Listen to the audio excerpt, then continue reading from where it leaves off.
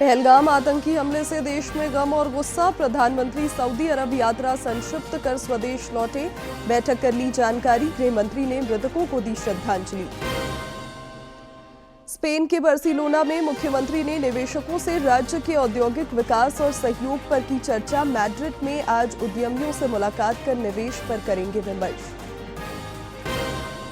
बोकारो के लुगु पहाड़ और आसपास के क्षेत्रों में सुरक्षा बलों का सर्च अभियान तेज। मुठभेड़ के बाद फरार नक्सलियों की तलाश। एक महिला समेत 2 नक्सली गिरफ्तार। और रांची में सैफ सीनियर एथलेटिक्स चैंपियनशिप स्थगित। राष्ट्रीय विद्यालय कुश्ती प्रतियोगिता में खुशबू तिर्की ने जीता रजत। कोडरमा में कबड्डी लीग में खिलाड़ी दिखा रहे दम।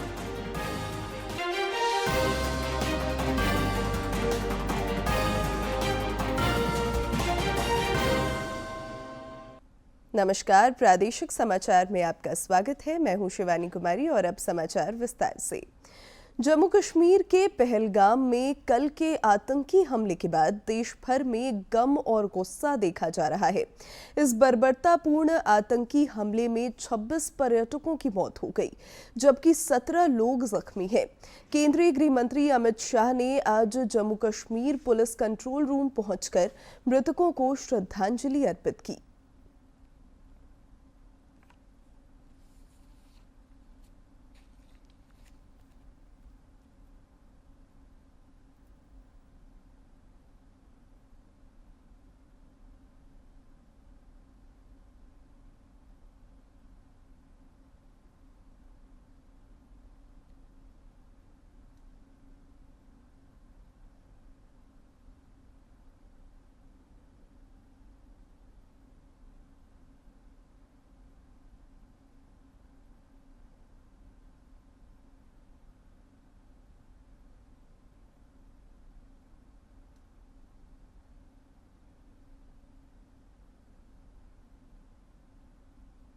श्री शाह ने मृतकों के परिजनों से मुलाकात कर उन्हें ढांढस बंधाया और घटना पर संवेदना व्यक्त की।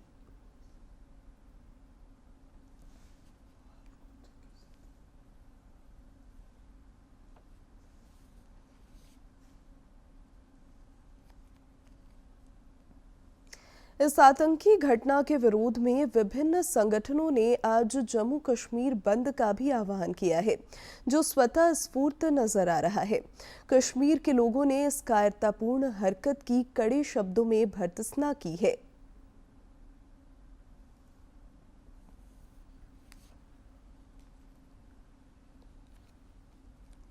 तो पहलगाम हमले के विरोध में जम्मू कश्मीर बंद की घोषणा की गई है और ये आप ताज़ी तस्वीरें देख रहे हैं जम्मू कश्मीर में बंद की घोषणा के बाद उसका व्यापक असर भी देखने को मिल रहा है। पूरे देश में, दुनिया में रोष है इस हमले को लेकर। जिस प्रकार से ये कायरतापूर्ण हमला हुआ है, पर्यटकों को निशाना बनाकर, भोले भाले पर्यटकों को निशाना बनाकर उनको मौत के घाट उतारा गया, तो ये इसकी पूरे देश और दुनिया में निंदा हो रही। इधर प्रधानमंत्री नरेंद्र मोदी ने भी पहलगाम में आतंकी हमले में मारे गए मृतकों के प्रति संवेदना और घायलों के स्वस्थ होने की कामना की है। उन्होंने एक सोशल मीडिया पोस्ट में कहा कि इस जघन्य कृत्य के पीछे जो लोग हैं उन्हें न्याय के कटघरे में लाया जाएगा और उन्हें नहीं बख्शा जाएगा। आतंकवाद से लड़ने का हमारा संकल्प अडिग है तथा यह और भी मजबूत होगा। प्रधानमंत्री ने विदेश मंत्री एस जयशंकर, एनएसए अजीत डोभाल और अन्य अधिकारियों के साथ बैठक कर घटना की जानकारी ली और जरूरी निर्देश दिए। पहलगाम में हुए आतंकी हमले की सूचना मिलने के बाद प्रधानमंत्री नरेंद्र मोदी ने अपना सऊदी अरब दौरा संक्षिप्त कर लिया। उन्होंने अपने सम्मान में दिए गए रात्रि भोज में भी हिस्सा नहीं लिया और एक दिन पहले ही स्वदेश लौट गए।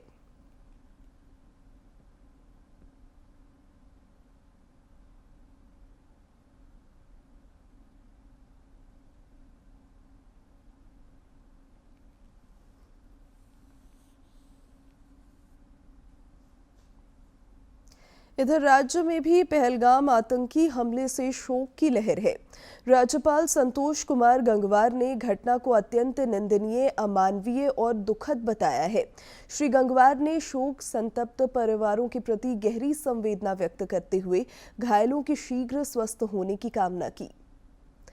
मुख्यमंत्री हेमंत सोरेन ने भी जम्मू कश्मीर के पहलगाम में हुए आतंकी हमले की कड़े शब्दों में निंदा की है। उन्होंने कहा कि यह आतंकी हमला झकझोर देने वाला है। मुख्यमंत्री ने मरांग बुरू से दिवंगत लोगों की आत्मा को शांति प्रदान करने की प्रार्थना की, साथ ही घायलों के शीघ्र स्वास्थ्य लाभ की कामना की। स्पेन दौरे पर गए मुख्यमंत्री हेमंत सोरेन ने बार्सिलोना में भारत के महावाणिज्य दूतावास द्वारा आयोजित कार्यक्रम के दौरान राज्य में पूंजी निवेश को लेकर स्पेन और कैटेलोनिया के प्रमुख लोगों से बातचीत की। इस दौरान उन्होंने उन्हें झारखंड के पारंपरिक उपहार भी दिए। श्री सोरेन मैड्रिड में आज विभिन्न कंपनियों के प्रतिनिधियों से मुलाकात कर झारखंड में निवेश को लेकर विमर्श करेंगे। मुख्यमंत्री निवेशक सम्मेलन में भी हिस्सा लेंगे। प्रदेश भाजपा प्रवक्ता प्रतुलनाथ शाहदेव ने रिम्स निदेशक डॉक्टर राजकुमार को हटाए जाने के मामले पर स्वास्थ्य मंत्री इरफान अंसारी पर तीखा हमला बोला है। श्री शाहदेव ने स्वास्थ्य मंत्री से जानना चाहा कि क्या 14 करोड़ रुपए के बकाये का भुगतान नहीं करने के कारण डॉक्टर राजकुमार को निदेशक पद से हटाया गया। उन्होंने रिम्स निदेशक को समय से पूर्व हटाए जाने पर राज्य सरकार की कार्यशैली की भर्त्सना की है। देखिए, झारखंड के स्वास्थ्य मंत्री माननीय इरफान अंसारी साहब को रिम्स के निदेशक को पूरे हटाने के प्रकरण पर अब स्पष्टीकरण देना चाहिए, क्योंकि ये आरोप लगा है कि जीबी में जिन चीजों पर एजेंडा भी नहीं था उस पर इन्होंने डिस्कशन किया। एक बड़ा आरोप उन पर लग रहा है मंत्री जी पर कि जो मेडाल और हेल्थ पॉइंट, दो निजी एजेंसीज पीपीपी मोड पे झारखंड के रिम्स में कार्यरत थी, उसका 14 करोड़ रुपए का तथाकथित जो है बकाया था और उसको अनुचित भुगतान करने के लिए हेल्थ मिनिस्टर दबाव बना रहे थे, जिसे निदेशक ने मानने से इनकार किया। कर्णी सेना के राष्ट्रीय अध्यक्ष डॉक्टर राज शेखावत ने दिवंगत विनय सिंह के हत्यारों की गिरफ्तारी की मांग को लेकर आंदोलन तेज करने की चेतावनी दी है। उन्होंने कल लौहनगरी जमशेदपुर में पुलिस मुख्यालय तक पैदल मार्च किया। श्री शेखावत ने वरीय पुलिस अधीक्षक से बातचीत कर कहा कि पुलिस को दोषियों की गिरफ्तारी के लिए 1 सप्ताह का समय दिया गया है, जिसके बाद जमशेदपुर में कर्णी सेना के कार्यकर्ताओं का महाजुटान होगा।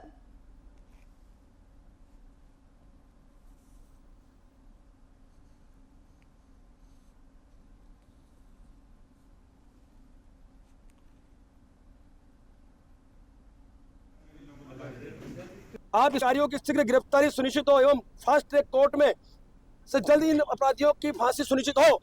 दूसरी हमारी मांग रखी हमने, स्वर्गीय विनय यदि सरकार द्वारा आवश्यक समझा जाए तो सीबीआई या एनआईए जैसी निष्पक्ष एवं उच्च स्तरीय एजेंसी से इस हत्या की जांच कराई जाए। तीसरी हमारी मांग है, स्वर्गीय विजय सिंह जी की धर्मपत्नी को सरकारी नौकरी प्रदान की जाए ताकि परिवार का सहारा मिल सके। प्रदेश कांग्रेस प्रभारी के राजू की मौजूदगी में कल रांची में पार्टी की प्रदेश कार्य समिति की बैठक में भावी कार्यक्रमों की रूपरेखा तय की गई। 25 अप्रैल से 30 मई तक संविधान बचाओ अभियान चलाया जाएगा। इस दौरान प्रदेश प्रभारी ने कहा कि जनता के हित और अधिकारों के लिए पार्टी संघर्ष करती रहेगी। झारखंड प्रदेश कांग्रेस कमेटी ये संविधान अभियान कैंपेन को बहुत इफेक्टिवली पीपल तक लेने के लिए हम हर एक परमंडल में एक रैली ऑर्गेनाइज करेंगे। संविधान के बारे में, संविधान आज खतरे में है, संविधान कैसा भारतीय जनता पार्टी ख़त्म करने के लिए कोशिश कर रहे, ये सभी बात पब्लिक के पास में लेके जाएंगे। बोकारो के लुगु पहाड़ और आसपास के क्षेत्रों में सुरक्षा बलों का सर्च अभियान जारी है। सोमवार की मुठभेड़ के बाद फरार नक्सलियों की तलाश की जा रही है। बोकारो के लुगु पहाड़ नक्सली मुठभेड़ में शामिल 2 नक्सलियों को पुलिस ने गिरफ्तार किया है, जिसमें एक महिला नक्सली भी शामिल है। पकड़ा गया नक्सली फुलटूस कुमार उर्फ दयानंद घायल है। उसे मुठभेड़ के दौरान पुलिस की गोली लगी थी। गिरफ्तार महिला नक्सली अनीता मांझी दुमका की रहने वाली है।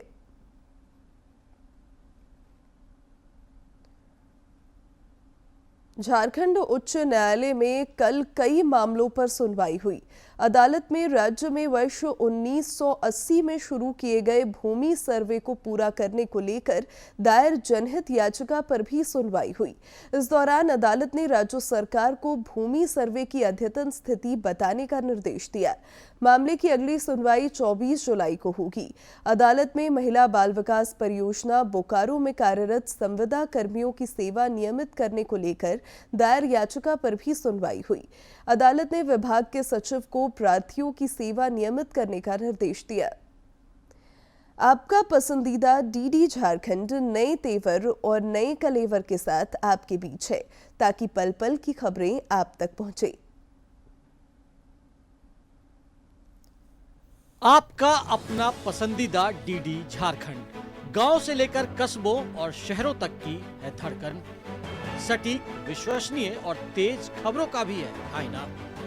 राजनीति के मंच से सत्ता के गलियारों तक, खेत से खलिहान और मनोरंजन से इंफोटेनमेंट तक, खेल के मैदान से रंगमंच की खबरों तक, सब कुछ देखिए हमारे प्रादेशिक समाचार में हर रोज दोपहर 12:30, शाम 6:30 और 7:30 बजे, सिर्फ और सिर्फ डीडी झारखंड पर। मुंबई में 1 से 4 मई तक वेव्स समिट का आयोजन प्रस्तावित है, जिसको लेकर खास और आम सभी में उत्साह और उत्सुकता देखी जा रही है। दिग्गज अभिनेता मिथुन चक्रवर्ती ने भी इस पहल की सराहना की है। वेब 2025 एक ऐसा अनूठा प्रोग्राम है जो इंफॉर्मेशन और broadcasting ministry government of India द्वारा लिया गया है। यह हमारे आदरणीय प्रधानमंत्री श्री नरेंद्र मोदी जी का विजन है, जो भारत को ग्लोबली एंटरटेनमेंट और मीडिया के क्षेत्र में शिखर में लेके जाएगा। केंद्रीय महिला एवं बाल विकास मंत्री अन्नपूर्णा देवी ने कुपोषण के खिलाफ जारी जंग में पोषण ट्रैकर को महत्वपूर्ण हथियार बताया है। उन्होंने पोषण ट्रैकर को लोक सेवा के क्षेत्र में उत्कृष्टता के लिए प्रधानमंत्री पुरस्कार मिलने को गर्व और गौरव का विषय बताया।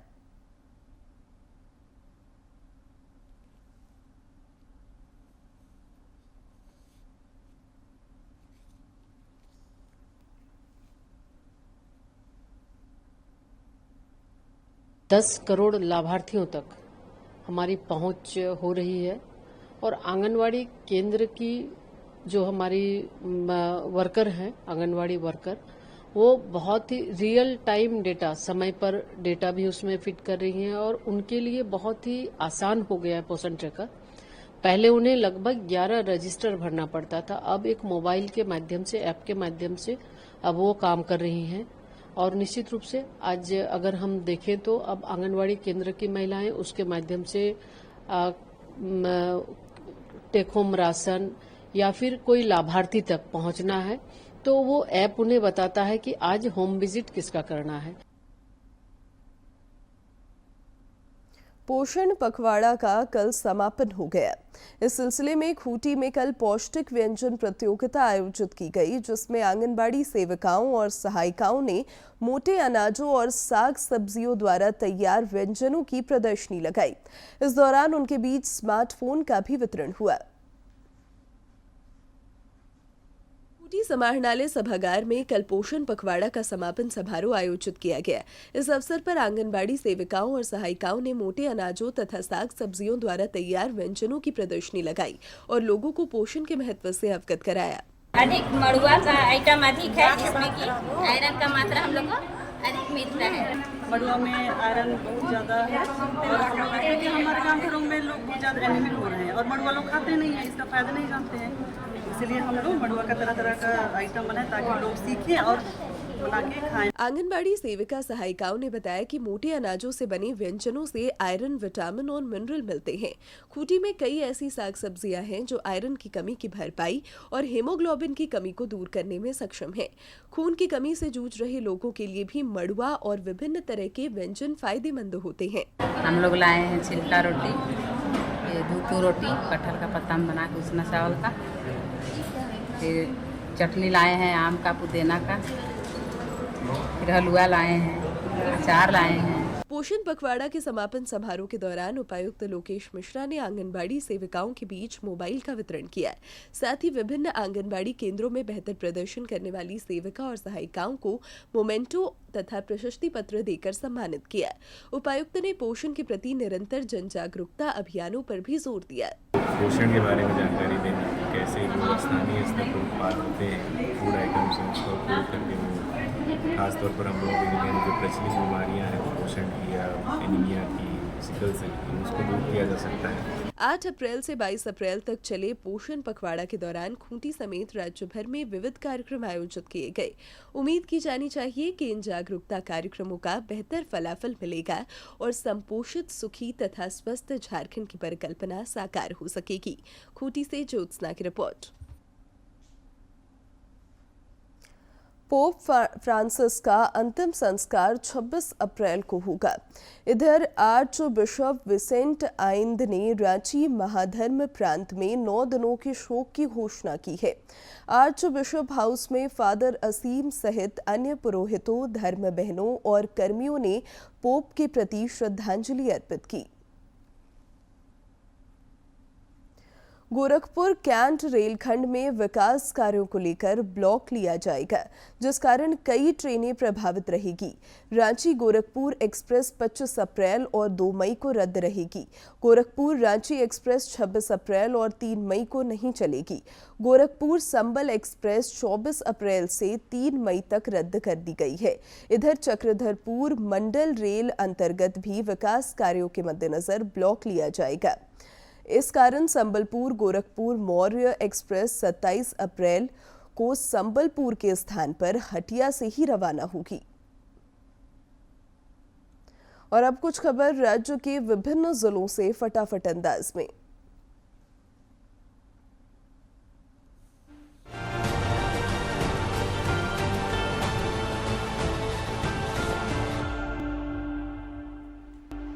देवघर उपायुक्त ने जिले में निर्बाध बिजली आपूर्ति पर जोर दिया है। उन्होंने इस सिलसिले में संबंधित कार्यपालक अभियंताओं को आवश्यक दिशा निर्देश दिए हैं ताकि लोगों को गर्मी के मौसम में परेशानी न हो, साथ ही पेयजल आपूर्ति व्यवस्था में बाधा न पड़े। पूर्व मुख्यमंत्री सपा भाजपा के वरिष्ठ नेता रघुवर दास ने साल 1857 के प्रथम स्वतंत्रता संग्राम के महानायक अमर स्वतंत्रता सेनानी बाबू वीर कुंवर सिंह के विजयोत्सव पर आज उन्हें सादर नमन किया। स्वास्थ्य मंत्री इरफान अंसारी ने महान क्रांतिकारी अमरवीर शहीद तेलंगा खड़िया की पुण्यतिथि पर उन्हें नमन कर अंग्रेज शोषकों के खिलाफ उनके संघर्षों को याद किया। पूर्व सांसद गीता कोड़ा ने छोटा नगरा में पार्टी कार्यकर्ताओं के साथ बैठक की। इस दौरान क्षेत्र में पार्टी को और मजबूत बनाने पर विमर्श हुआ, साथ ही विभिन्न क्षेत्रों में सक्रिय सदस्यता अभियान चलाने का निर्णय लिया गया। यूपीएससी सिविल सेवा परीक्षा में राज्य के कई अभ्यर्थियों ने सफलता हासिल की है। रांची स्थित जेवीएम शामली की पूर्व छात्रा संस्कृति त्रिवेदी ने भी इस प्रतिष्ठित प्रतियोगी परीक्षा में 17वां रैंक प्राप्त किया है। मंत्री सुदिव्य कुमार ने उच्च एवं तकनीकी शिक्षा विभाग के पदाधिकारियों के साथ प्रस्तावित झारखंड राज्य विश्वविद्यालय विधेयक और अन्य महत्वपूर्ण विषयों पर चर्चा की तथा जरूरी निर्देश और सुझाव दिए। रांची आरपीएफ पोस्ट और फ्लाइंग स्क्वाड की टीम ने रांची स्टेशन पर नियमित जांच के दौरान ऑपरेशन नारकोस के तहत 13 किलो गांजा के साथ 2 लोगों को गिरफ्तार किया है। जब्त गांजा का अनुमानित बाजार मूल्य 1,30,000 रुपए बताया जा रहा है। देवघर उपायुक्त ने जिले में बढ़ती गर्मी के मद्देनजर लोगों से आवश्यक एहतियात और सावधानी बरतने की अपील की है ताकि जन स्वास्थ्य की सुरक्षा सुनिश्चित हो सके। पाकुड़ में डिजिटल माध्यम से जनता तक पहुंच बनाने की एक अनूठी पहल हुई है। जिले के उपायुक्त और पुलिस अधीक्षक समेत अन्य अतिथियों ने इस सिलसिले में समाहरणालय में project digitally education and empowering Pakur Deep अंतर्गत आधुनिक अबुआ संवाद कक्ष का उद्घाटन किया। धनबाद उपायुक्त ने जनता दरबार में आए लोगों की समस्याओं को सुना और शिकायतों के निष्पादन के लिए संबंधित पदाधिकारियों को निर्देशित किया। गिरिडीह जिला प्रशासन और स्वास्थ्य विभाग के तत्वावधान में समाहरणालय परिसर में रक्तदान शिविर का आयोजन किया गया। इस दौरान 34 यूनिट ब्लड का संग्रह किया गया। जिले के उपायुक्त और अन्य अधिकारियों ने रक्तदान कर नजीर पेश की।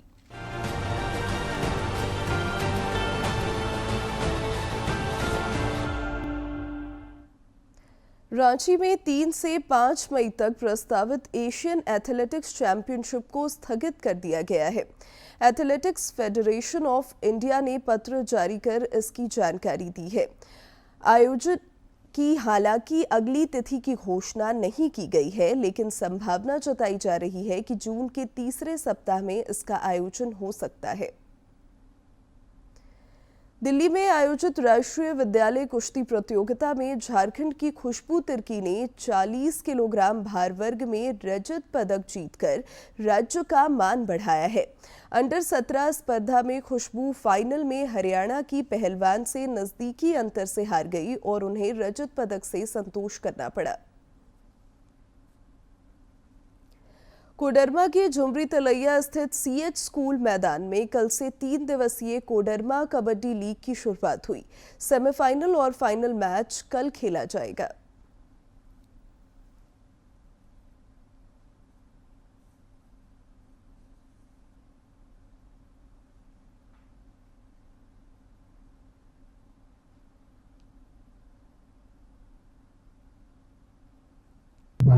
कबड्डी का वो हिस्सा है, आपने भी देखा होगा, उज्जवल है, क्योंकि प्रोफेशनल लीग चली हुई है और ये कोडरमा का कबड्डी लीग का सीजन पहला ही है।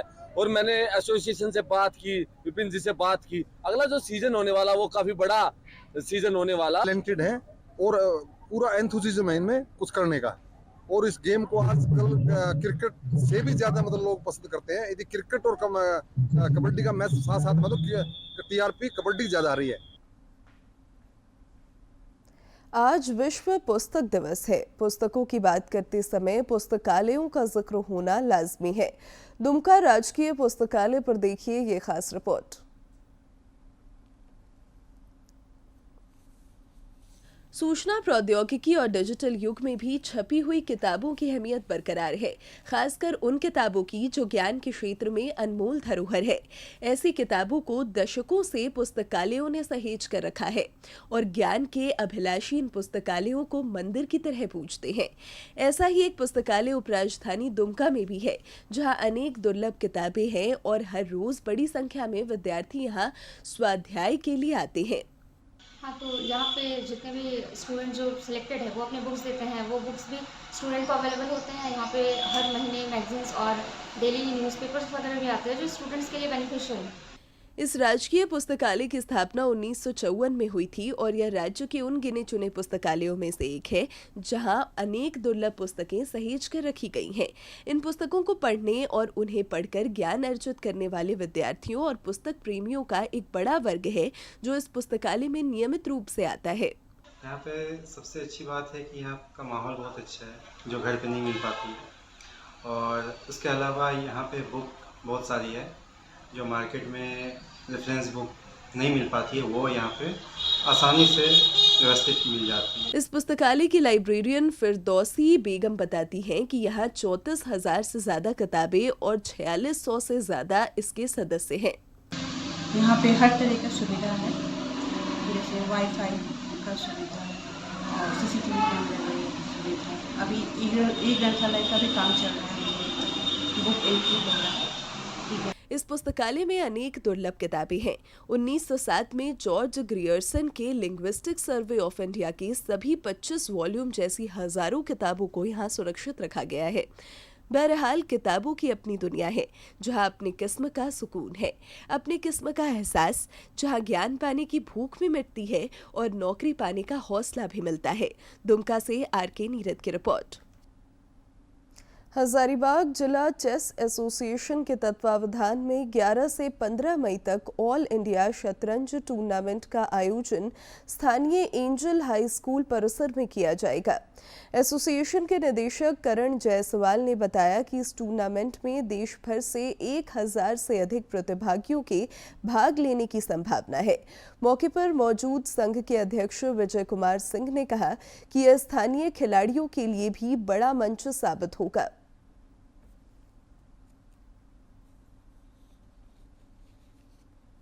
स्केल में ये पिछले बार से ऑलमोस्ट डबल स्केल पे है।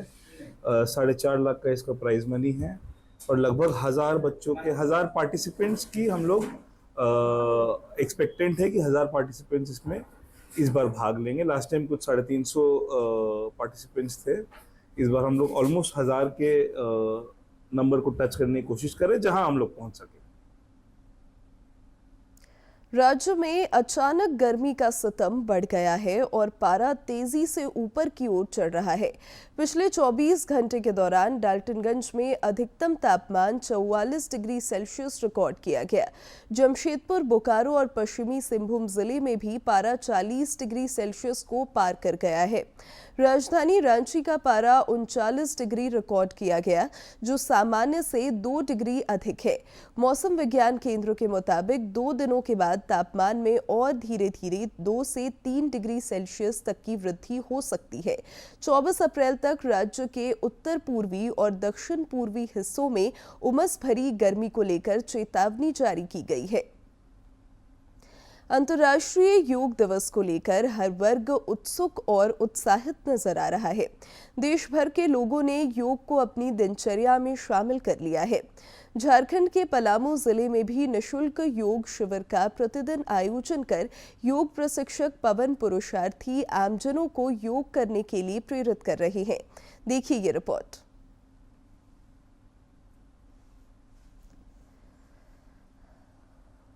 पलामू में पवन पुरुषार्थी योग को लेकर लोगों में अलख जगा रहे हैं।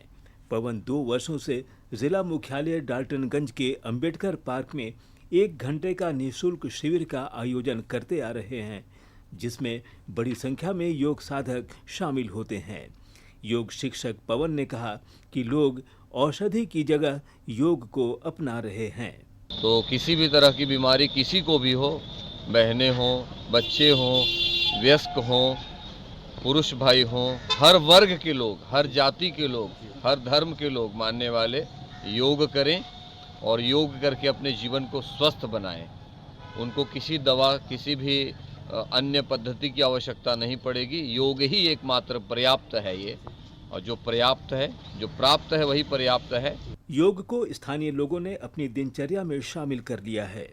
डाल्टनगंज के अंबेडकर पार्क में आयोजित योग शिविर में लोग नियमित रूप से प्राणायाम, आसन और व्यायाम करते हैं। योग साधक बबलू चावला ने कहा कि नियमित योगाभ्यास से लोगों को कई प्रकार के शारीरिक विकारों से मुक्ति मिली है। लोग यहाँ पे निःशुल्क अंबेडकर पार्क में योग करते हैं और मुझको लगता है कि जो भी यहाँ योग करते हैं सब कहीं ना कहीं किसी न किसी परेशानी से ग्रसित हैं और यहाँ आने के बाद, योग करने के बाद उनको बहुत लाभ हो रहा है। योग लोगों के स्वस्थ जीवन का आधार बन गया है।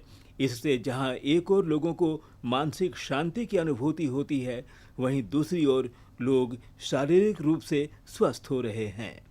डीडी न्यूज़ के लिए पलामू से जसप्रीत सिंह की रिपोर्ट। दूरदर्शन झारखंड पर पल पल की खबरों से जुड़े रहने के लिए आप हमारे social media platform x, Facebook और यूट्यूब से जुड़ सकते हैं, क्योंकि खबरों से जितना बाखबर रहना जरूरी है, उससे ज़्यादा ज़रूरी है सटीक, संतुलित और निष्पक्ष समाचार।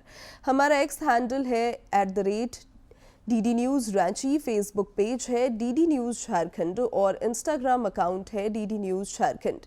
आप हमें YouTube channel Jharkhand DD news पर भी देख और सुन सकते हैं। और अब अंत में मुख्य समाचार एक बार फिर।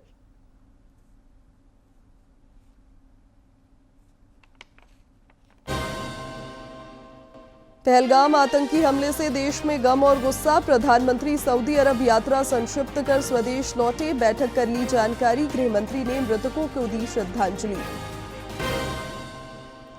स्पेन के बार्सिलोना में मुख्यमंत्री ने निवेशकों से राज्य के औद्योगिक विकास और सहयोग पर की चर्चा, मैड्रिड में आज उद्यमियों से मुलाकात कर निवेश पर करेंगे विमर्श। बोकारो के लुगु पहाड़ और आसपास के क्षेत्रों में सुरक्षा बलों का सर्च अभियान तेज, मुठभेड़ में फरार नक्सलियों की तलाश, 1 महिला समेत 2 नक्सली गिरफ्तार। और रांची में सैफ सीनियर एथलेटिक्स चैंपियनशिप स्थगित, राष्ट्रीय विद्यालय कुश्ती प्रतियोगिता में खुशबू तिर्की ने जीता रजत, कोडरमा में कबड्डी लीग में खिलाड़ी दिखा रहे दम। है।